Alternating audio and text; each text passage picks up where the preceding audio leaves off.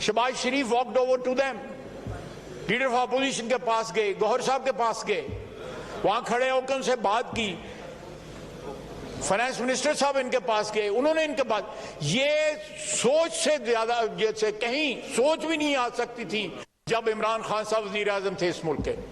सोच ये हमसे बात नहीं करते थे कि कहीं इमरान खान साहब नाराज ना हो जाएं कि या अपोजिशनों से बात। आप इस बात के गवाह हैं ना? बोलें बोलें स्पीकर साहब, बोलें, गवाही तो कम से कम देना।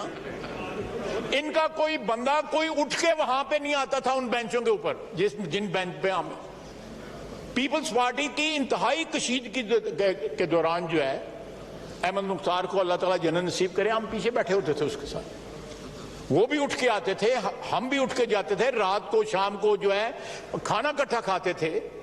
एक सिविलिटी थी हमारे रिलेशनशिप में जो इन्होंने डिस्ट्रॉय कर दिया है। हमारे पार्लियामेंट्री निजाम को और सियासत को जितना इमरान खान ने नुकसान पहुंचाया है, पिछले 78 साल में किसी शख्स ने इतना नुकसान नहीं पहुंचाया।